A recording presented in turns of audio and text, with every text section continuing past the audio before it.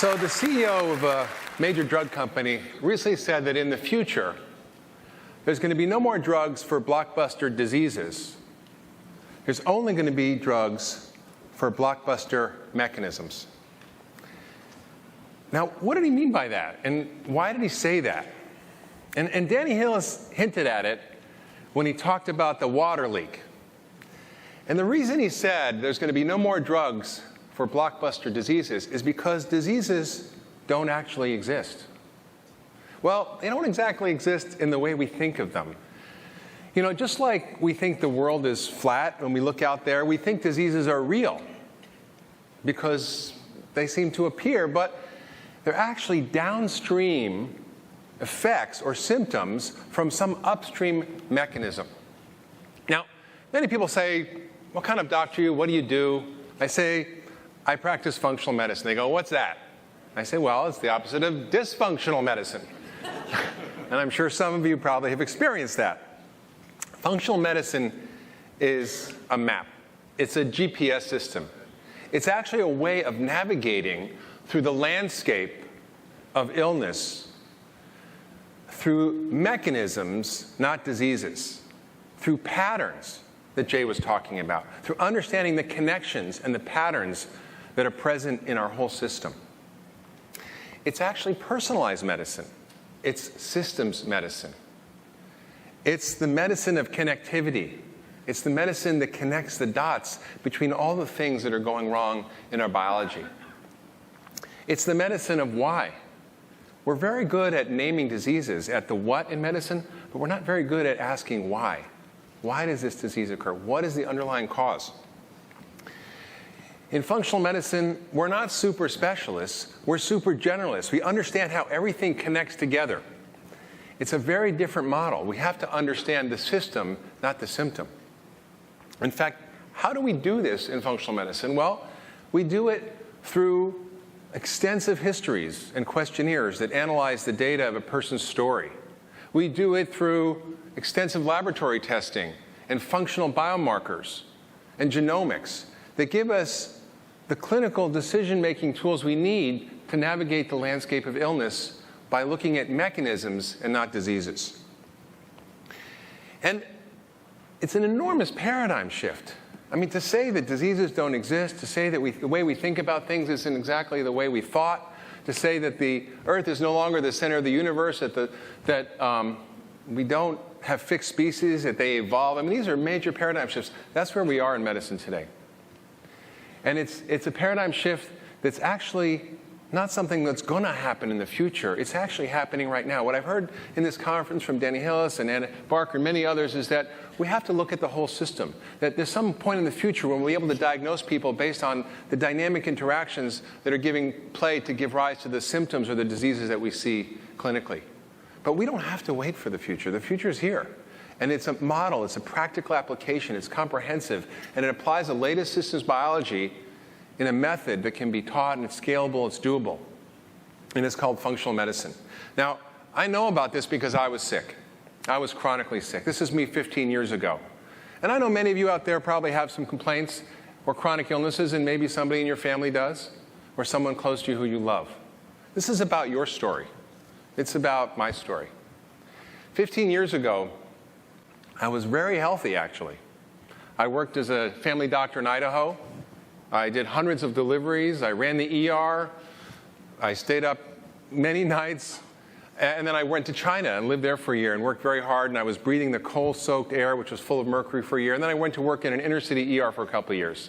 And then suddenly, from one day to the next, I couldn't function. My whole system broke down. And everything I learned in medical school didn't help me figure it out. Now, of course, you can see I feel better. So I figured out a new way to navigate, a new way to think, a new way to go through the process of understanding what goes wrong in a body and how to fix it.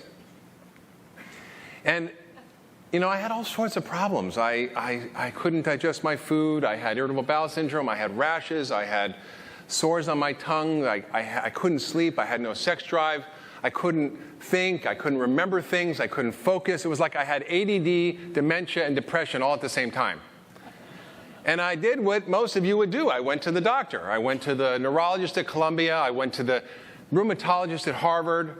I went to the gastroenterologist. I went to the psychiatrist.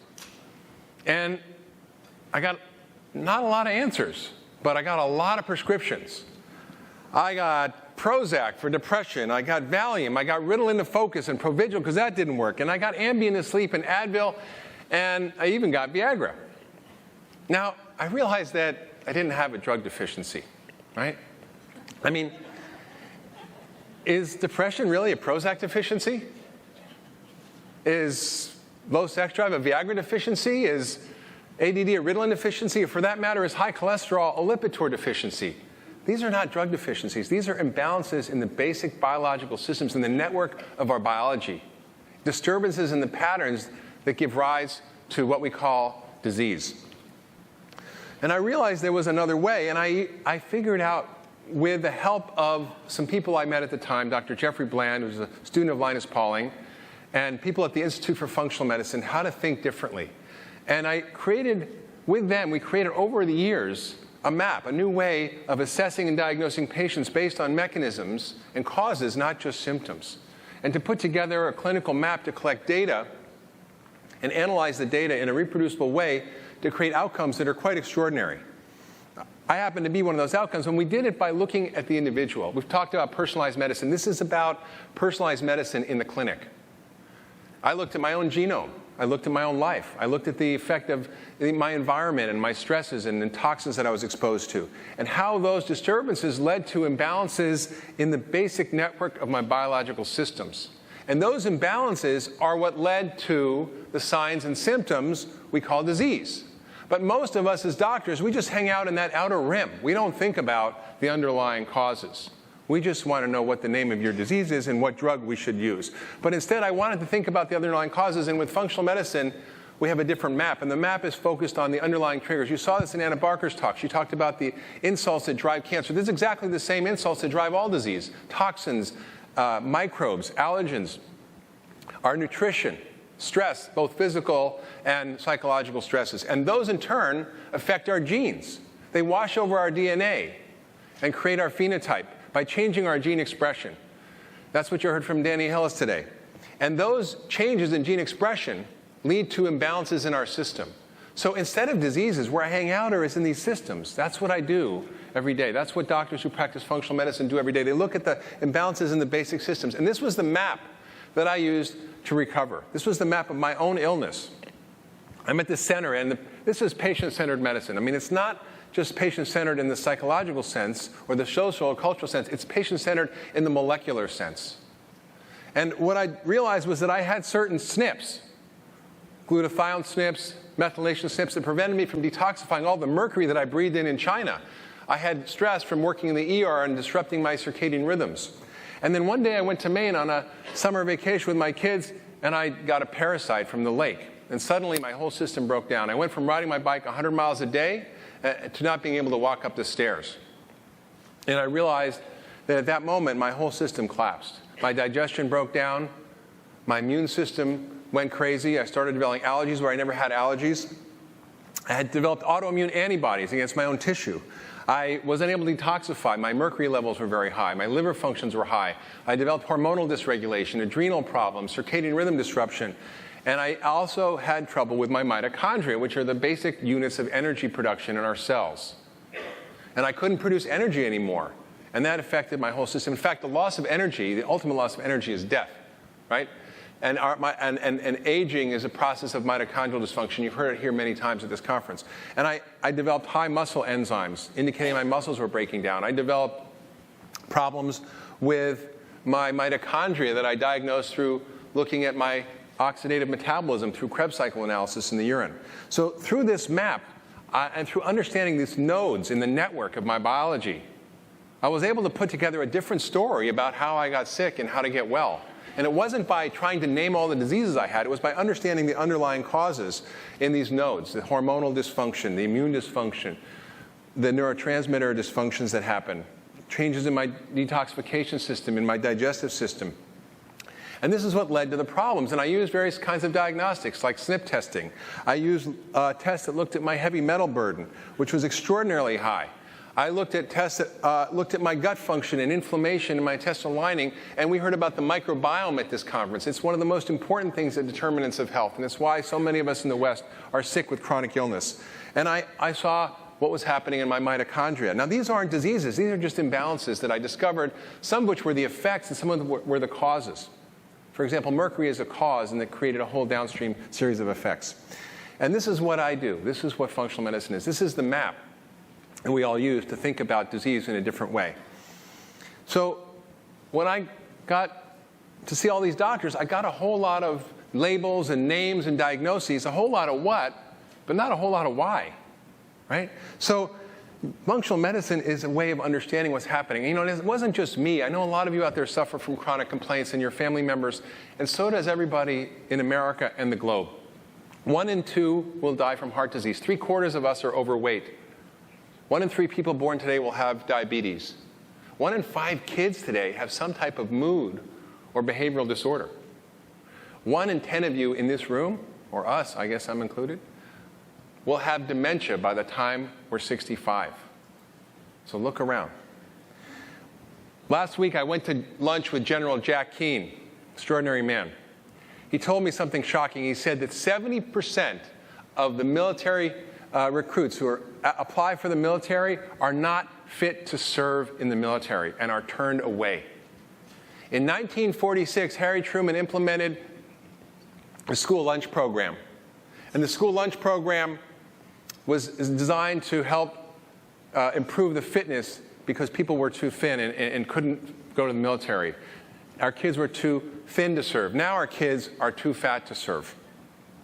And we need a disruptive technology that disintermediates our current healthcare system and provides a model that preserves the best of what we have while changing the way we diagnose and treat disease. It helps the preservation of our current healthcare system that's the best of it, but also helps reduce costs and improve outcomes.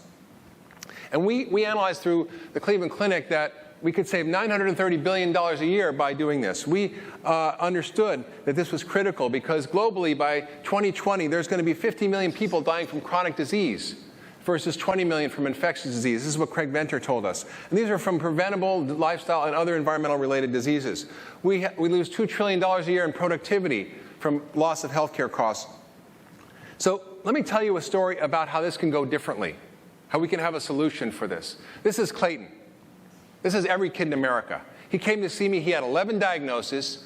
He had 5 specialists who saw him, and he took 8 medications. He had asthma, allergies, ADD, anxiety, and anal spasms, and that's just the A's. He had a whole list of problems. He took a whole list of medications. That's why I call myself a holistic doctor, because I take care of people with a whole list of problems. And many of you also have a whole list of problems, and you take medications. In fact, 81% of Americans take at least 1 medication a day. And it's not the solution. And there's no such thing as comorbidities. All the things that we see as separate diseases are actually connected by the same underlying mechanisms. And we have to look for those patterns in the data, as Jay was talking about. This is Clayton's map, and it's similar to my map. He had immune dysfunction. He had mitochondrial issues. He had issues with his gut. He had issues with nutritional status. He ate a junk food diet. He took tons of antibiotics when he was younger. And this created disturbances in his system. And in the nodes of his system, we discovered the cure for his illness. Now, we couldn't just treat one thing. We had to treat everything because everything's connected. Right? The body's connected. And we often think that if we do one thing, we can fix things. But we have something called the TAC rules in functional medicine. If you're standing on a TAC, it takes a lot of aspirin to make it feel better. And if you're standing on 2 TACs, taking 1 out won't make you 50% better. So you have to deal with everything. And so what did we do? We gave him an anti-inflammatory diet. We cleaned up gluten from his diet, which he had antibodies against. We cleaned up food allergens. We got rid of the bad microbes in his gut with adding probiotics and using medication that were antifungals. We detoxified him from lead. We optimized his nutritional status. And he came back 2 months later, and he was symptom-free. He was off his medications, and he was doing great in school. But what struck me wasn't the fact that his headaches and stomach aches and his ADD and his asthma and his allergies all went away. It was this. It was his handwriting. This was his handwriting before I saw him. This was his handwriting 2 months later. So what happened here? What's the underlying biology? What's the mechanism? How did his brain go from dysfunctional to functional, from incoherent to coherent? What's going on here? These are the questions that we actually need to be asking. And using the map of functional medicine, the model, the method, it's scalable and teachable and doable, we can actually make a huge difference. This is not magic, it's a method. And functional medicine is essentially a new way of thinking about disease. It's not all the ologies, it's a network. It looks for patterns and connections. And it requires a system of application, and that system is functional medicine. So one disease can be caused by many things like Alzheimer's, or one factor like gluten can cause many diseases. So this concept of disease is actually obsolete. We have something called categorical misclassification and etiologic imprecision. We put diseases in categories based on symptoms, not causes. We need to change that because we have 12,000 diseases, and this is the wrong code book. We need to think about what's causing things. So let me just give you one last example, and then I'll wrap up. And I see Richard standing here. Imagine you go to the doctor, you say, I have depression. I'm sad, I'm hopeless, I'm helpless, I have no interest in sex. I'm not interested in food, and I don't want to do anything anymore. And the doctor goes, I know what's wrong with you. You have depression. But that's just the name we give to people who share those collection of symptoms. That's not the cause of those symptoms. This is a major different way of thinking. So what could be the cause? It could be gluten, which is causing an autoimmune disease that creates a thyroid dysfunction. Or it could be that you have been taking an acid blocker that prevents B12 absorption, you have B12 deficiency. Or it could be vitamin D deficiency because you live in Seattle. Or it could be an antibiotic use that you've used for years for acne that actually causes inflammation in your gut and causes systemic inflammation in the brain. It could be eating too much sushi because you like fish and you have mercury poisoning. Or it could be because you hate fish and you have an omega-3 fat deficiency, or it could be because you love sugar, and that causes insulin resistance, which drives depression. This is the future of medicine. This is personalized medicine. This is the medicine that connects the dots. And when I went to Haiti with my wife right after the earthquake, I realized that I connected to a different kind of medicine that actually woke me up to what's going on. We got there were 1,500 patients strewn about the campus of the hospital. Nobody there had had any food or water or medical care for 3 days. So we did what we had to do. We set up an operating room. We got to work. And my wife is an orthopedic surgeon, and she went to work using a hacksaw, because that's all we had, to amputate limbs. We used flashlights, headlamps that I brought from our sporting store to light the fields. And we used vodka to sterilize the instruments.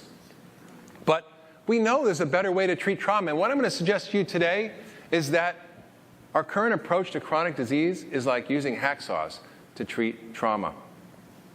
And there's a different story. It's being told across the world. It's not just my story or Clayton's story. It's being practiced in over 40 countries. There's over 31 medical schools and institutions who are exploring functional medicine. There's over 13 residencies that are interested in working in this area. And this is 21st century. So you can take the blue pills, the red pills, the green pills, and go to specialist after specialist when you get sick. Or you can step into 21st century medicine and work to find the causes of disease and the mechanisms and look at the patterns that connect everything together. Come help me do this. Come talk to me. Because functional medicine is a disruptive technology that's going to overthrow the tyranny of the diagnosis. I know we can do this together. You're innovators. Come find me, talk to me. Let's figure out how to do this together. Thank you.